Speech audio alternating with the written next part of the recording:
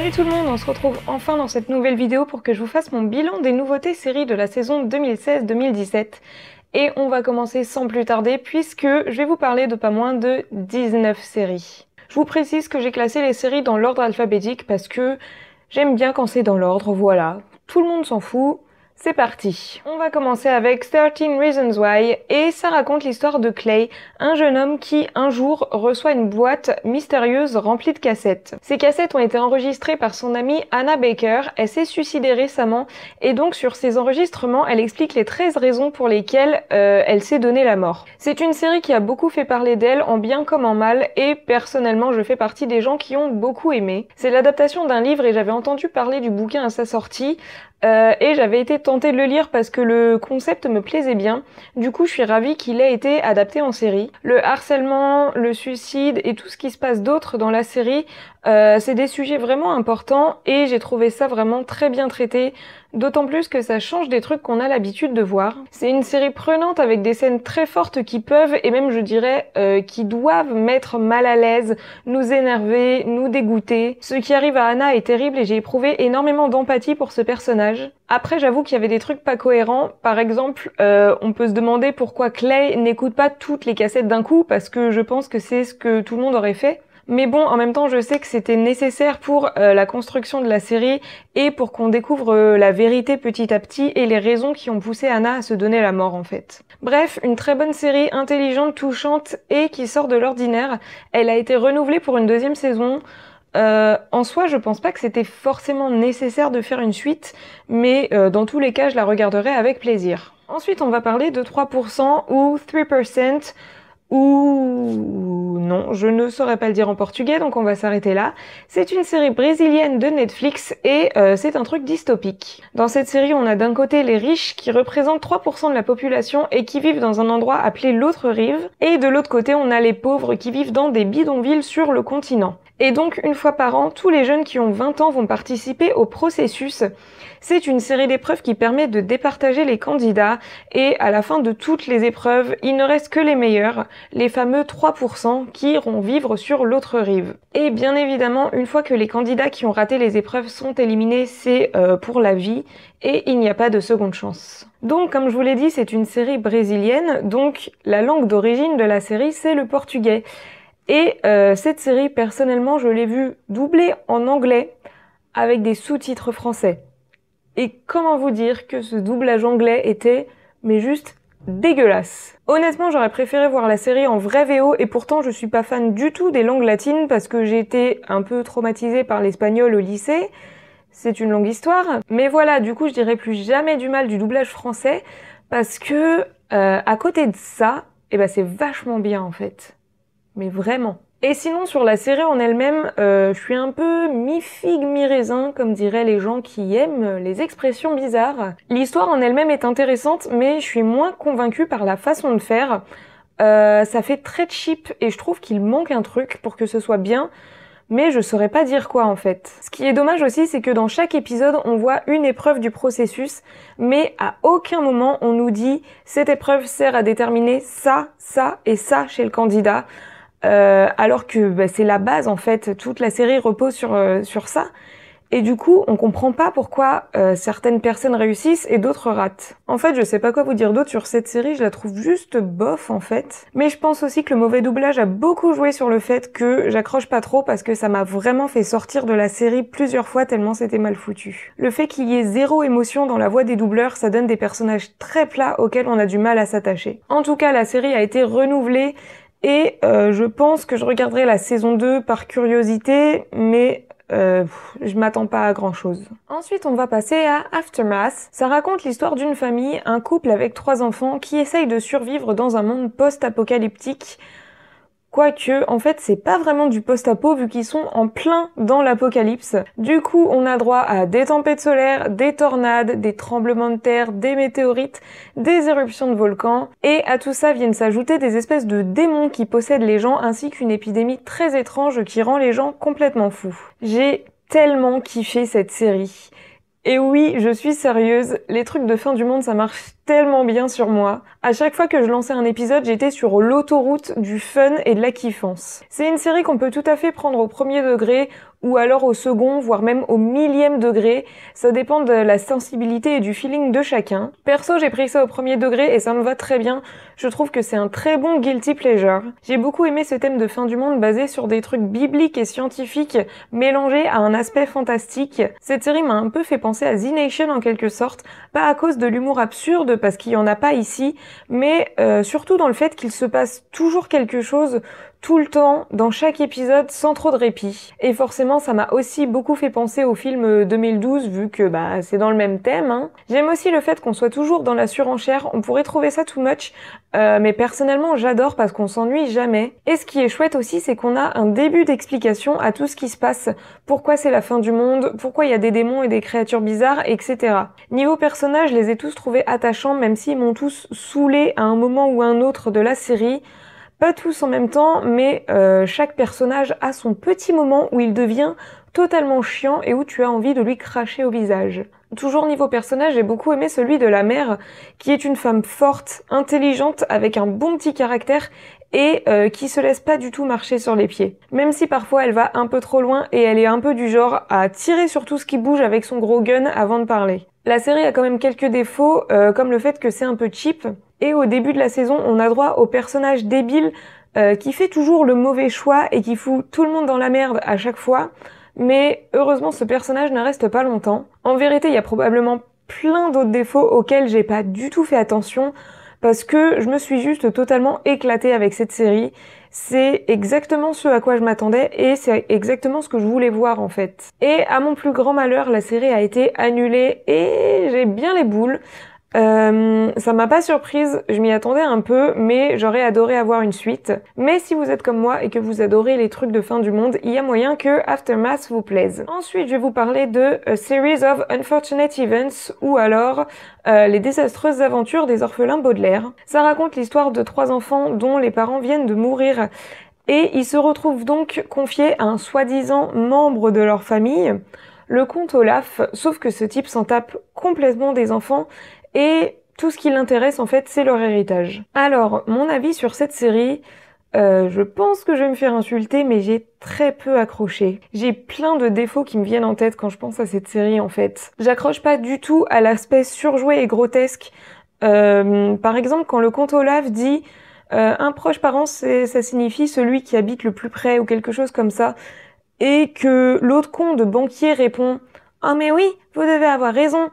Je trouve pas ça drôle. Je trouve pas ça drôle. Aussi, je sais pas pourquoi, mais ils ont ce délire de définir tout le temps des mots hyper simples que tout le monde comprend, et je vois pas l'intérêt. Je trouve les personnages juste stupides en fait. À un moment donné, le comte Olaf met des lunettes et personne le reconnaît. C'est juste abusé. Je sais que c'est fait exprès et tout, mais encore une fois, je trouve pas ça drôle en fait. Ça me fait pas rire. Il y a vraiment un moment en regardant cette série où je me suis dit, c'est bon, j'ai compris que c'était censé être super absurde, vous pouvez arrêter maintenant en fait, c'est trop.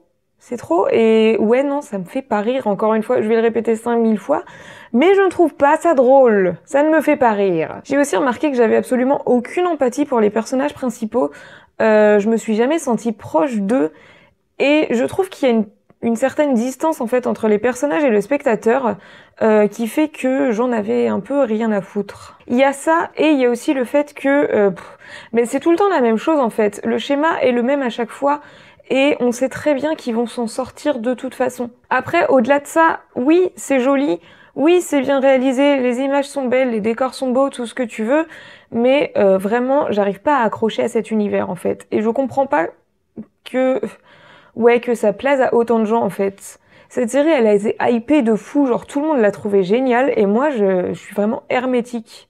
Mais complètement. Du coup, la série a été renouvelée, mais a priori la suite se fera sans moi. Maintenant, on va s'attaquer à Beyond. Ça raconte l'histoire de Holden, un jeune homme qui se réveille après un long coma de 12 ans. Et à son réveil, il se rend compte qu'il a des pouvoirs, et à cause de ça, des gens vont vouloir s'en prendre à lui. Et il va finir par découvrir que, en fait, pendant son coma, il a mené une autre vie dans un espèce d'univers parallèle dans sa tête. Honnêtement, ça fait un moment maintenant que j'ai regardé cette série, et en fait, j'en garde assez peu de souvenirs. Je me rappelle de l'histoire dans sa globalité, mais par contre, impossible de me rappeler des motivations des méchants.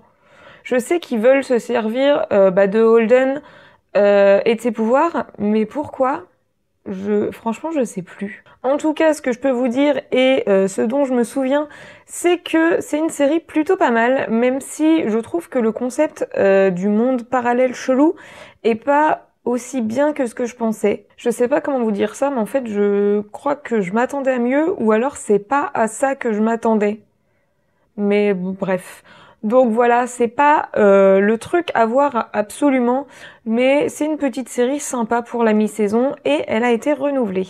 Maintenant, je vais vous parler de Channel Zero et c'est une des séries que j'attendais le plus pour cette saison. C'est donc une série d'anthologie avec une histoire différente par saison et chaque saison met en image un creepypasta. Et si vous ne savez pas ce qu'est un creepypasta, ce sont des petites histoires d'horreur qu'on trouve sur le net. Donc la première saison s'appelait Candle Cove et ça raconte l'histoire d'un homme qui retourne dans sa ville natale et bizarrement à partir du moment où il revient, les enfants se mettent à agir de façon étrange. Et il a tous ses souvenirs d'une émission de télé hyper bizarre qui était diffusée quand il était gamin qui ressurgissent et en fait il pense que les deux sont liés. J'avais une énorme hype pour cette série, je sentais que ça allait être génial mais c'était dangereux parce que du coup plus la hype est haute et plus on a de chances d'être déçu en fait. Et honnêtement, je le suis pas du tout, j'ai juste adoré cette série. C'est hyper glauque, il y a certains trucs qui m'ont bien dégoûté. Pourtant, c'est pas gore, et d'ailleurs, en soi, personnellement, le gore, ça me dérange pas du tout. Mais dans cette série, il y a des trucs qui m'ont limite donné la nausée. Je vais pas vous spoiler, mais la scène qui m'a le plus dégoûtée, c'est à base de personnages chelous qui met sa main dans la bouche des autres avec tous les bruitages qui vont bien. Ça m'a dégoûtée. Mais vraiment. Donc voilà, en soi, c'est pas une série effrayante, mais c'est glauque et malaisant en fait. Et j'ai trouvé que c'était aussi très esthétique. Aussi, je trouve qu'ils ont très bien exploité le creepypasta de base, parce que je l'ai lu, et en fait, de base, c'est une histoire assez courte, et c'est une fausse conversation sur un forum, et je trouve qu'au final, ils ont vraiment réussi à bien développer un univers autour de ça. Donc voilà, c'est une série de très bonne qualité que nous a livré Sci-Fi, et je suis très contente. Et donc, une saison 2 avait déjà été commandée et d'ailleurs, en fait, elle a déjà été diffusée et je l'ai vue et elle est aussi bien que la première selon moi. Et la série a été renouvelée pour 2 saisons de plus et je suis joie. Alors attention parce que là, pour la première fois sur ma chaîne, je vais vous parler d'une série française et il s'agit de Deadland et de la web-série qui l'accompagne, Dead Floor. Donc Deadland, ça raconte l'histoire d'une équipe de journalistes qui vient faire un reportage dans un camping. Et soudainement, ça tremble de partout, il y a des trucs qui tombent du ciel, et une mystérieuse brume est apparue. Et donc on va suivre les aventures du groupe de personnes qui restent dans le camping à ce moment-là, et on va voir comment ils tentent de survivre dans cette espèce de début d'apocalypse. Et donc Dead Floor, la web-série petite sœur qui va avec, ça se passe bien évidemment dans le même univers, au même moment, mais on suit un autre groupe de personnes qui se retrouvent enfermées dans une boîte de nuit, au moment où la brume apparaît en fait. Je m'intéresse pas trop aux séries françaises d'habitude parce que, on va pas se mentir, on a la réputation de faire des trucs assez daubés la plupart du temps, mais par contre sur le web, on fait vraiment des choses très bien. Et François Descraques, le réalisateur de ces 2 séries, c'est un gars des internets et il est extrêmement talentueux, j'aime beaucoup son boulot. Donc forcément, je partais plutôt confiante et j'ai bien fait. Deadland m'a beaucoup rappelé Cyberia sur certains points, que ce soit au niveau du format, vu que c'est filmé caméra à la main, ou même le thème post-apo en fait. Avec cette série, on est dans le drama, c'est mystérieux, mais il y a quand même des touches d'humour qui sont vraiment appréciables. Et aussi, j'ai beaucoup aimé le fait qu'il y ait un vrai effort pour écrire des personnages féminins forts. C'est une des grandes qualités de François Descraques, je trouve. Il écrit vraiment hyper bien ses personnages féminins et il fait toujours en sorte que ça tombe pas dans le cliché et j'adore ça. Il en faut plus. Donc voilà, si jamais ces séries vous intéressent, personnellement je vous conseille de regarder la web-série Dead Floor avant Deadland parce que ça fait plus de sens comme ça je trouve. Et du coup, malheureusement pour le moment, je ne sais pas si on aura une suite à cette série.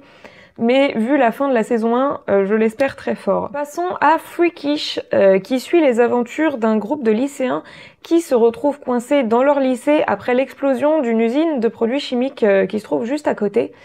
Et ces lycéens doivent faire face à des espèces de mutants qui les attaquent suite du coup à l'explosion. C'est une série de très mauvaise qualité.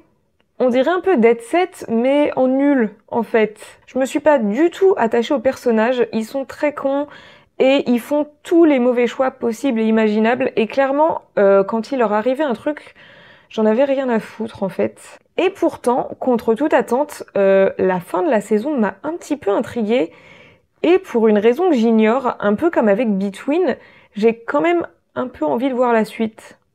Ça n'a pas de sens. Et ce qui fait encore moins de sens, c'est que cette série a été renouvelée. Du coup, je crois que je vais binge-watcher la saison 2 parce que clairement, la série a été faite pour être regardée comme ça. Et je pense qu'elle passera mieux sous ce format-là, en fait. Et qui sait, peut-être que ça sera une bonne surprise et qu'elle va s'améliorer. On ne sait pas. Je verrai bien. Maintenant, on va parler de Frequency. Ça raconte l'histoire de Raimi Sullivan, une jeune femme qui découvre que grâce à une vieille radio, elle arrive à communiquer avec son père dans le passé, juste avant qu'il meure, et donc ils sont chacun à leur époque en fait. Et Raimi va tout faire pour essayer d'éviter la mort de son père, mais le problème c'est que ça va avoir des conséquences et ça va changer sa vie telle qu'elle l'a connue jusqu'à maintenant. Cette série était plutôt pas mal, j'ai bien aimé. L'histoire était intéressante, toutes les actions effectuées dans le passé qui modifient le futur ou le présent, un des deux comme vous voulez, j'ai trouvé ça vraiment hyper bien fait. Toute l'enquête qui se déroule aussi en parallèle pour essayer de stopper le méchant était hyper intéressante et prenante. Aussi, j'ai beaucoup aimé la relation entre Raimi et son père, je trouve que ça fonctionne hyper bien, même si quand ils se parlent, je crois qu'ils ont le même âge en fait, mais en fait ça fonctionne hyper bien entre les deux. C'était une série franchement pas mal, avec une bonne fin, genre un peu conclusion, mais qui appelait quand même à une potentielle suite. Et malheureusement, la série a été annulée, et c'est dommage parce qu'elle était vraiment chouette. Mais par contre, sur ce coup-là, la chaîne a fait un truc formidable, puisqu'ils ont fait un court épilogue qui conclut absolument toutes les intrigues. Et bordel, c'est littéralement la meilleure idée du monde. Pourquoi est-ce que toutes les chaînes ne font pas ça? Dites-moi, qu'est-ce que ça coûte de filmer un petit épilogue de genre 5-10 minutes pour conclure toutes les intrigues au cas où la série soit annulée. Franchement, c'est la meilleure idée du monde, vraiment. Toutes les séries devraient avoir ça. J'ai adoré et je salue la démarche. C'était super. Merci Frequency pour ça. Je t'aime. Je vais un peu trop loin. Mais c'était bien quand même. Donc voilà, je vais m'arrêter là pour la première partie. Si vous avez vu une ou plusieurs des séries que j'ai citées, n'hésitez pas à venir m'en parler dans les commentaires et je vous retrouve bientôt pour la deuxième partie. Bye!